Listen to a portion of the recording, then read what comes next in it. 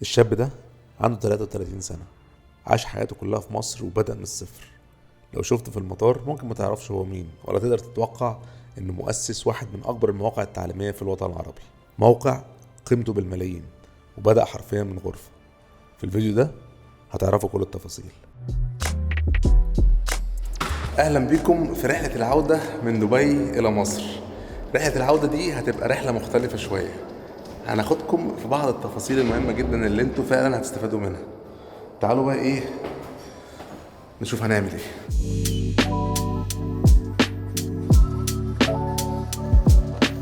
دلوقتي احنا في طريقنا للمطار مع صديقي زيدان العالمي، حبك يا كيمو، اللي صراحة شالنا على كفوف الراحة في دبي للأمانة. وزيدان هيسلمنا في المطار لصديق تاني، واحد برضو من الناس اللي عاملة شغل جامد قوي قوي قوي في مصر وبره مصر.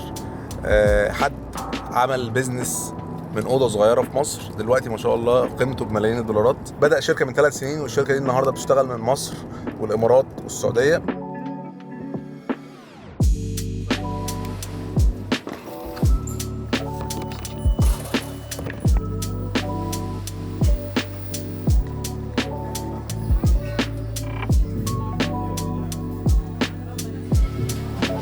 اسلام صديقي وصاحب موقع ينفع. موقع ينفع اللي ما يعرفوش، يعني موقع هو بيقدم كورسات عليه اكتر من 300 كورس. كورسات كلها حاجات يعني في جميع المجالات اللي انت ممكن تتخيلها، ان هو يعمل حاجات اونلاين او يبيع اونلاين او يعمل كونتنت اونلاين او يشتغل اوفلاين عادي. جات لك منين اصلا فكره ان انت تعمل موقع يعمل كورسات؟ انا كنت في الاول خالص عايز اعمل تعليم كويس جدا ويكون بسعر قليل جدا، مش افوردبل، اللي هي كلمه بتقال وهي مش حقيقيه، اي حد يقدر يدفعه.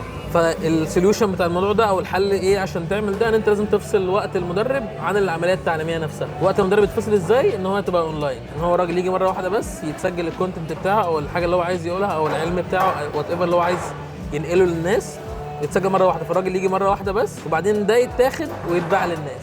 لان طول ما هو اوفلاين او طول ما هو حتى اونلاين والناس بتاخد من وقت المدرب كل شويه، لازم تدفع فلوس كتيره كل مره عشان وقت الراجل بتاخده منه كل مره. فكان الفصل ده ان تعمل حاجه بري ريكوردد، ان هو ويب سايت يبقى بري ريكوردد، الحاجات موجوده بشكل مسبق، مسجله موجوده، تقدر تشوف في اي وقت في الوقت اللي انت عايزه من اي حته براحتك خالص. كنا عايزين نعمل ده اكسسبل، يعني انت مش تخش تشتري كورس واحد وتمشي، كنا عايزينك لا تقعد على الويب سايت. سؤال معلش، دلوقتي مش بتسعر الكورسات؟ يعني انت الكورسات عندك كلها فري، انت الناس بتعمل ساين اب للموقع، يدفع 300 جنيه مثلا ويشترك شهر، ياخد بقى معاه اكسس لكل الكورسات اللي على الموقع، صح؟ بالظبط. اعتقد ان انتوا غيرتوا مفهوم اصلا ان الناس تشترك في موقع ويبقى عليها اكسس لكل الحاجه. ده دلوقتي موجود في كل حته خلاص، صح؟ هو كان الاول تدفع حق الكورس بس. بالظبط. انتوا بداتوا الحوار ده وبعد كده ناس كتير عملته. هو كان موجود بره بس مصر ما كانش موجود. على حد علمي احنا اول ناس نعمله في واعتقد ده فرق مع الناس. هو فرق ان الناس قلدتنا، ان هو خلاص بقى حاجه معروف ان هي شغاله ناجحه، عشان احنا الحمد لله نجحنا يعني لحد ما، فالناس بقت تقلده.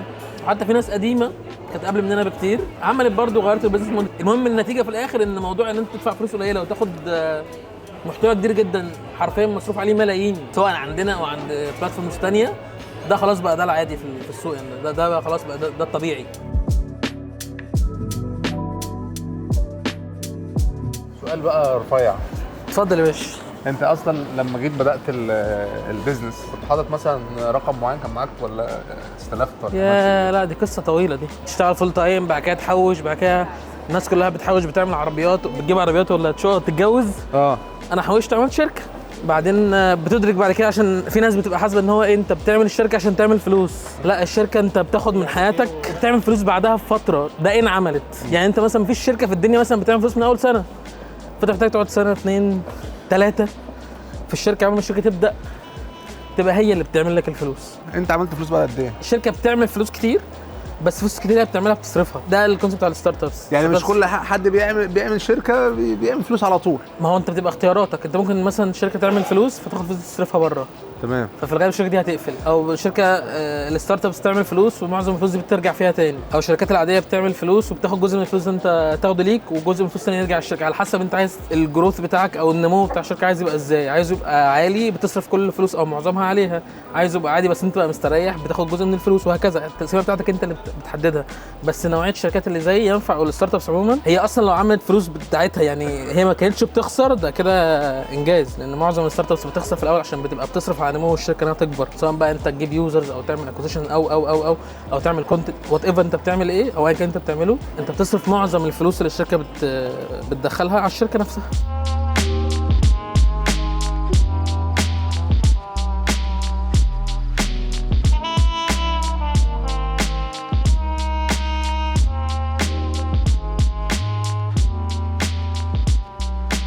طبعا اللي ما يعرفش، انا عندي اصلا كورس على موقع ينفع، كورس بتاع صناعه محتوى، تجربه شخصيه اقول لكم عليها. واحد يجي يسالني هل الكورس ده اخش اتفرج عليه مثلا يبقى كافي ان انا بعد تاني يوم هبقى صانع محتوى او اعمل كونتنت؟ لا، الكورسات مهمه جدا ولكنها هتساعدك او تحطك على الطريق لحاجه، لكن مش هتديك كل حاجه. صح؟ الله يسترك. عشان في ناس بتبروموت او بتعلن اللي هو خد الكورس ده وهتقبض بالدولار، خد مش عارف لغايه يعني بقت كل حاجه في العالم اتعلم بيه وتقبض بالدولار. الكورس مش الطريق، الكورس هو اليافطه، هو هيقول لك انت هتعمل ايه عشان تعرف تمشي صح.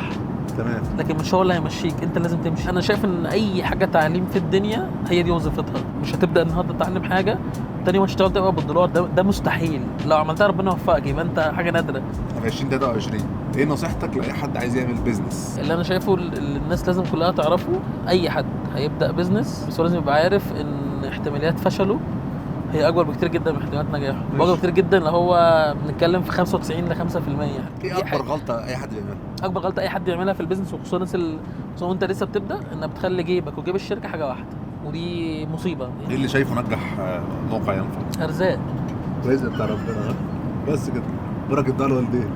الحمد لله. لما اتعملت عشان الشركه دي موشن انتراكتيف تصرف عليها، فلما جت ينفع طلعت في الكورونا، في وسط الكورونا، وسط ما الناس قاعده في البيت ومحتاجه الشركه اللي كانت تعمل حاجه اونلاين وبتاع، الشركه اللي كانت المفروض تصرف بقتش فيها اكونتس، والحاجه اللي كان المفروض نصرف عليها والناس لسه هنتعب عشان نعرف الناس بيها، بقت هو اكتر حاجه شغاله في الوقت اللي طلعت فيه، اللي هو التعليم الاونلاين. فانت من الاخر كده وقت الكورونا اللي الناس كانت بتعاني فيه انتوا كنتوا طالعين فيه. هو انت طول ما انت ماشي بتحاول ما تفشلش.